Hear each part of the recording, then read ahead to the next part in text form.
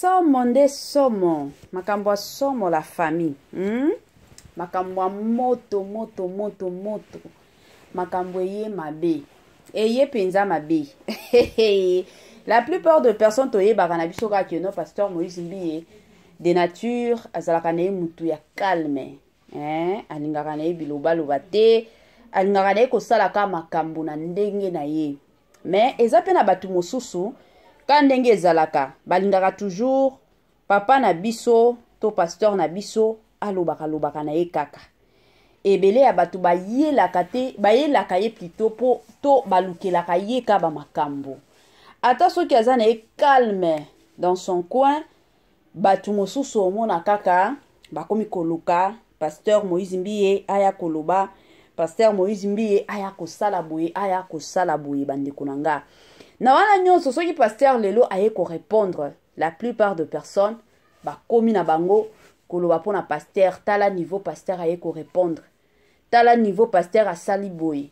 kutu to monaka atana ba musicien na biso o bayembaka banzembo to bengaka ba musique profane la plupart de personnes déjà ceux qui ba moni ba musicien wana neti ba héritier watanabe ba feregola ba kena église ya pasteur Moïse Mbiye la plupart de personnes déjà balobaka que non pasteur Moïse Mbiye aza penza pasteur te pourquoi parce que yo musala nzambe yo pasteur munene yo za na réputation ya munene en tant que pasteur okoki ko sangana na batu oyo bayembelaka nzambe te donc ebele ya batu penza balingaka penza kokota makasi na vie ya pasteur na biso Moïse Mbiye bandeko na nga lelo makambo eza ya kobeba makambo eza ya somo makambo ekomi moto salut cher Bouchou, salut cher abonnés, salut cher connaissances, salut surtout les amis de Étoile Lune Inès TV. J'espère que vous allez bien. Quant à moi, je suis bel et bien, super bien par la grâce de Dieu. Chers Bouchou, chers abonnés et chers connaissances, Yalelo Penza na memeli bino pasteur Moïse Mbiye. Tant de personnes bakoya kotuna mama Étoile Inès TV. Yango yo nini na pasteur Moïse Mbiye. Pasteur Moïse Mbiye asala yo nini. Waneza motona bato ebele bakotuna. Donc je suis aussi prête quand nenge zalaka pona ba réponse na système kaka ya tokos. Bande konanga. Nga na yebisaka bino chaque jour que non. Soki ya koloba ezate. Na koya koloba te. Na kovanda na nga na kuwa na nga na pema na lala na lamba na lia. Mais soki ya koloba eza.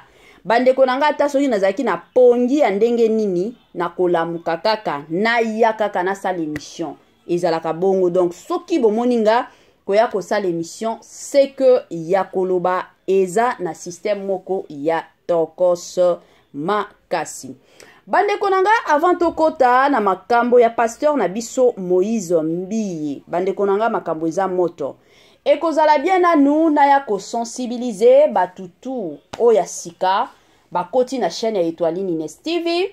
Si c'est la toute première fois de visiter surtout notre chaîne, je vous prierai surtout de vous abonner massivement. Abonnez-vous. Cliquez aussi sur la cloche de notification pour surtout recevoir les nouveautés de notre chaîne. Aimez la vidéo, la famille, commentez et partagez. Et que ça la biso oyo penza tolobaka na biso chaque jour, chaque minute et pourquoi pas chaque seconde tokos makasi. Bande konanga kandenge na lobaka ezalaka toujours bien soki bozo landaka ya bino na kombo surtout ya Étoile Inès TV boza la penza ya kovanda. Bisika nyonso bo landaka biso na osenga na bino bozwa penza bakiti na bino bovanda. Tango zo vanda kawana, tia mwa mai na yo pembeni, tia mwa jus na yo pembeni, tia mwa sucre na yo pembeni. Côté mosusu, et dépendra kaka na heure oyo bozo landaka biso. Soki bomoni keno eza nango tongo, Étoile Inès TV a osenga na bino bokota, bolia petit déjeuner. Soki bomoni keno eza nango midi, bokota bolia repas préféré na bino. Mais soki eza pokwa, bokota la famille kanenge bakota kana système ya bien na système ya kitoko bolia penza soupe na yo na système moko ya tokos.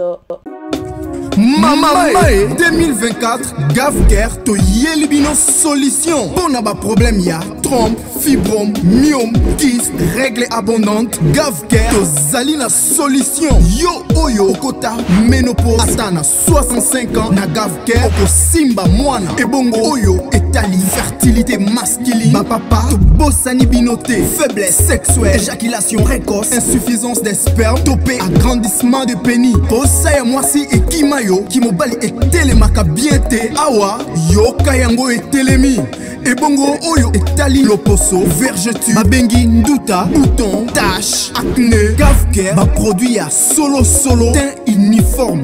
Na 5 jours ya pamba oteli talendenge bimi kitoko na feti. Tozali na gamme complet ya Coca-Cola, ya injection, ya comprimé, na ya suppositoire. Yeah. Ozali na problème ya hémorroïde interne, topé externe, papa, maman. Kaka na 2 jours ya pamba omoni changement total. Bona maladie ya tension, diabète, AVC, topé, obésité, lobiko ezali perte de poids sans okota salle de sport. Kisi ya injection pe comprimé na Gavker bikalibela.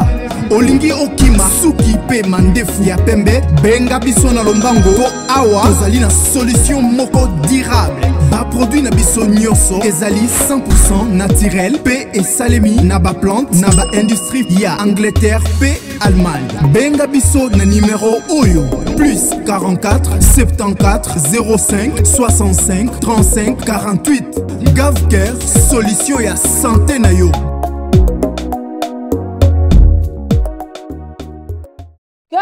Gavker ayeli biso masolo ya kitoko. Gavker aye penza na makambo moko ya sur. Gavker aye penza na makambo moko ya bien. Yo lelaka mukongo miso esalaka yo pasi, mino esalaka yo pasi, makoloko vimba, libumu ezovimba yango moko, motema kobetaka mbangu bandeko nanga boyoka ba vertige moko boye etikaka bino te. La famille bokende na bino mosika te. Place solution ya kobela na bino ezaka na Gavker. Gavker kuna nde solution matakita ezaka na Gavker. Toyebi ke ebele ya batulelo ba fongoli ba place, mais Gavker azalaka toujours likolo, hein? Lobiko eza nango na Gavker na système moko kaka ya tokos makasi. Bandeko nanga tokota na mwa makambo ya papa na biso ki ye le pasteur Moïse Mbiye. Pasteur oyo ebele ya bato topesaka respect. Papa moko azalaka na ye très gentil, azalaka na ye bien makasi, hein? Bien que ebele ya bato babengaka ye kaka le plus grand pasteur célibataire de la République démocratique du Congo, mais en tout cas parmi ba pasteur na biso ya Congo aza parmi ba 10 top ya ba pasteur na biso ya Congo. La famille nini ezoleka avec le pasteur Moïse Mbiye. Nazo tie la bino kaka audio moko ya mukuse ya pasteur Moïse Mbiye yi moko azoloba makambu na ye, hein? Toyo kango après audio wana la famille nde tokozonga to continuer na analyse na biso sur makambo yo le pasteur Moïse Mbiye azoloba. Bande konanga tolanda audio et on se retrouve juste après.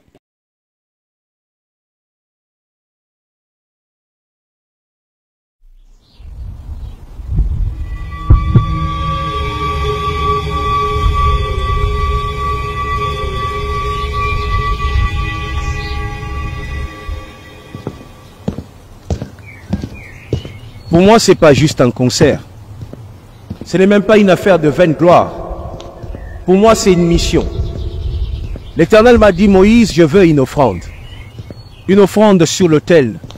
Je lui ai demandé quel autel, il m'a dit un lieu symbolique. Il a choisi les stades de martyrs pour que son peuple offre cette offrande. Chaque fois que nous serons en train d'élever les mains, chaque fois que nous pousserons des cris de joie, chaque fois que nous allons danser, ces gestes prophétiques seront une offrande déposée sur l'autel de l'Éternel. En 2018, l'Éternel m'a dit, Moïse, tu feras des concerts dans des stades pour ma gloire. je me suis mis à chanter. On méritait, et j'ai dit, on méritait Totondi Sabastad, Potokumisayo. Mais juste après, le diable était furieux. Je suis passé par de moments difficiles. J'ai eu envie de tout lâcher. J'avais perdu le goût de rassembler de foule, de réunir de foule pour la gloire de l'Éternel. Et l'Éternel m'a dit, Moïse, ne dépose pas tes armes. J'ai pas encore fini avec toi. Et c'est 19 mai, je serai dans ces stades de martyrs, pour porter encore mes armes. Et l'Éternel, Jésus-Christ que je sers depuis mon enfance, sera élevé au-dessus de tout. Il sera le Dieu de ces pays, parce que ses concerts, c'est les concerts du peuple.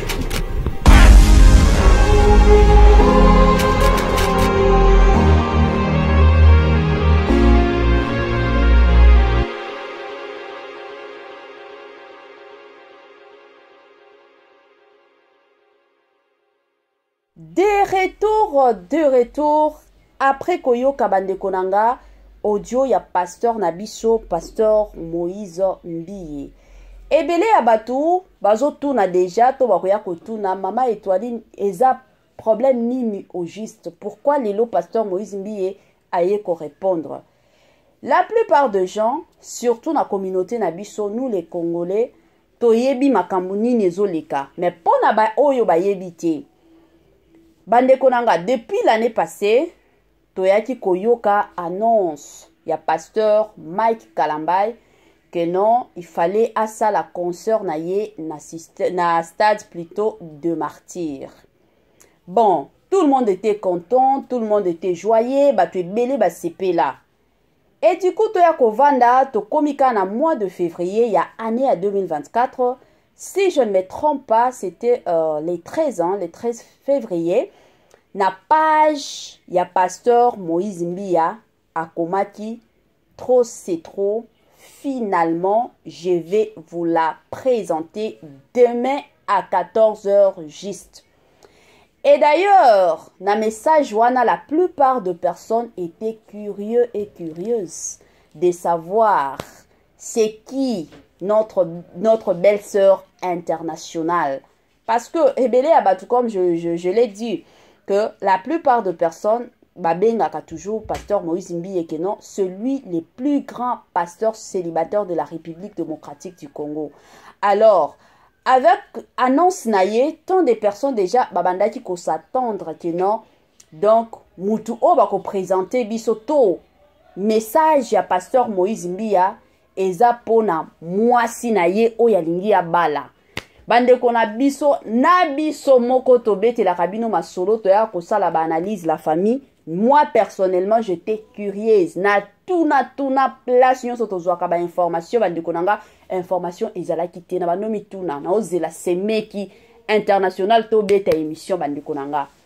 Et du coup effectivement le 14 février to vandaka aboye à 14 h juste. Toye komona kaka affiche ya pasteur Moïse Mbiye Kenon ndenge za boye yepe akobeta concert na ye na stade de martyrs au mois de mai nde concert na ye ekosalema la famille somo kanenge boyebi na communauté na biso batu deja babenga kingai mama étoile nozomona makambo ozomona bitumba ya ba pasteur basala nzambe ozomona ngoto ozomona ngote bande konanga batu ebele ya batu baloba keno ndenge za boye pasteur Moïse Mbiye alingi akendo sala concert na stade de martyrs parce que ayoki que papa na biso Mike Kalambay azobeta concert. Sikoyo ye alingi akende avant pasteur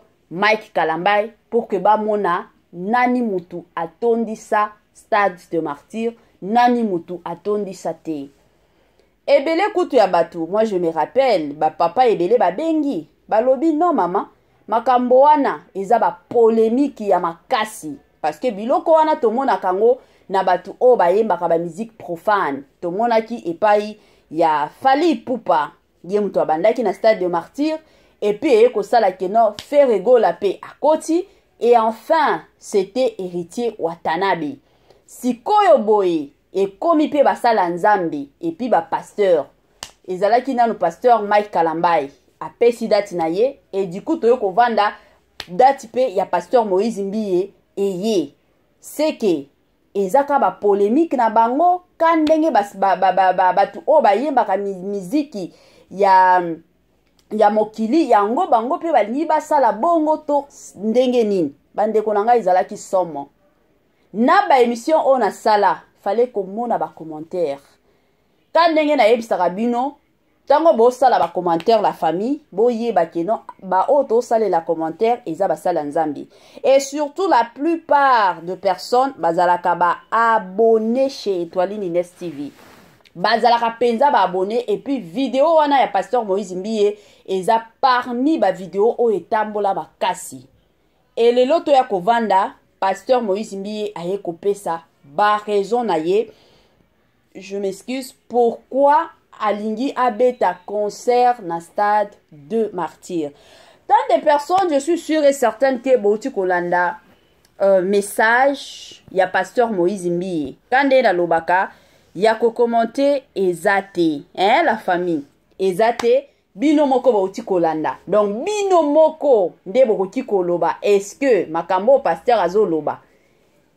Ezandenge nini to ezandenge nini bino moko na ba commentaire na bino la famille. Kande na lobaka nga penza koya kofinga basala nzambe izalaka habitude na ngate to izalaka comportement na ngate na yaka kofinga basala nzambe te parce que na yebaka te alliance nini bazwa na nzambe tan nini bakotaka na mozindo pona ba prière parce qu'il y a de ces personnes bino bovandika boye nzoka ye na butu mobimbe izalaka prière na ba prière mosusu asi asala alliance na nzambe biso oyo toyebi na biso te me oye kofinga osumuki pamba oye kozwa ba malédiction moko boye yango moyen na finga ba pasteur to na finga mutu ezate yango bomona ka chaîne na biso to finga kana biso batu te me toyaka kana ba analyse to sali ba analyse na biso na ndenge moko ya bien la famille ndenge papa na biso aye ko répondre enfin pasteur Moïse Mbiye vient de briser son silence.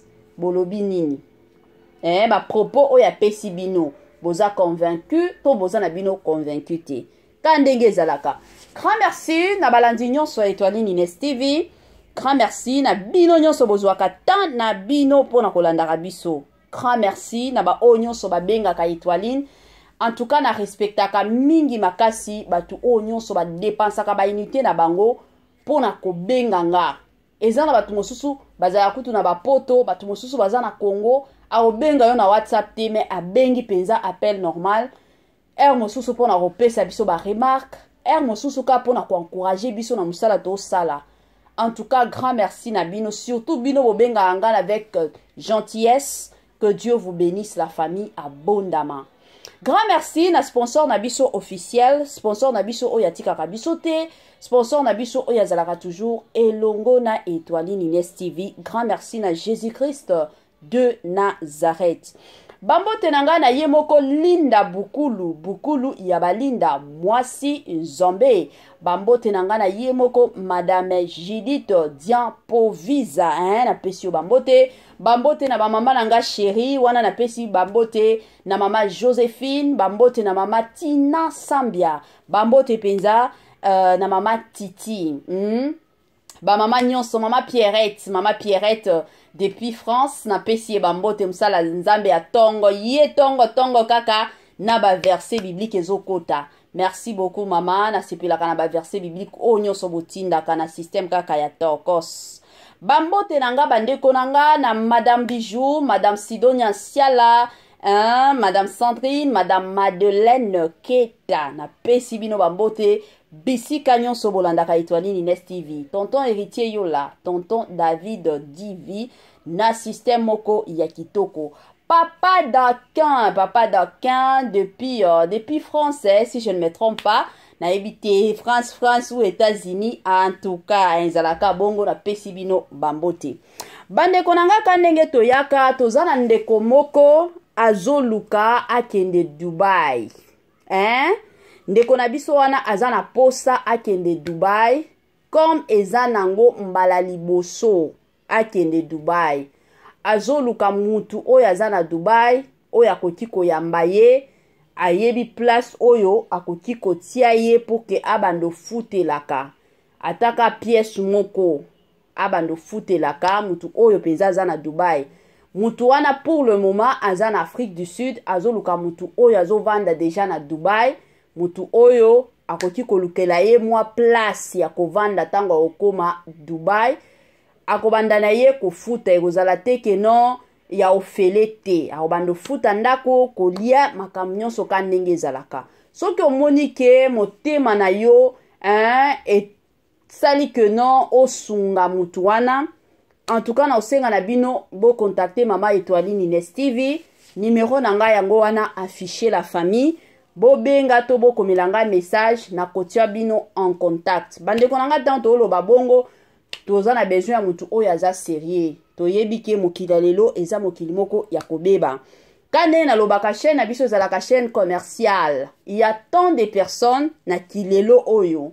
Peut-être babota ye ayebaka papa na yete, ayebaka mama na yete. Soki ozoluka ba parents na yo olingi peza ozala en contact na ba parents na yo, ko hésiter te ko komelaka biso. Komela biso tokoya ko lancer yo ba message na chaîne na biso kandenge ezalaka na système moko ya kitoko. Chaîne na biso ezalaka nango chaîne na bana nzambe na ndenge moko ya bien. La famille kande to loba concert ya papa na biso ekozala nango un dimanche 19 mai 2024. Bandeko, tosengi na bino. Tosengi na bino bolingaka Pasteur Moïse Mbiye. Bino bolingaka penza ko adorer nzambe. Bino bolingaka kokota na mozindo ya ba prière. Na ekosenga na bino la famille kandenge ezalaka na système moko tokos. Tokende dimanche wana le 19 mai 2024 na stade des Martyrs. Tokende ko adorer. Tokende ko louer nzambe na biso pona bolamu na ye oyo azosala na vie na biso. Boyoki message à papa na biso.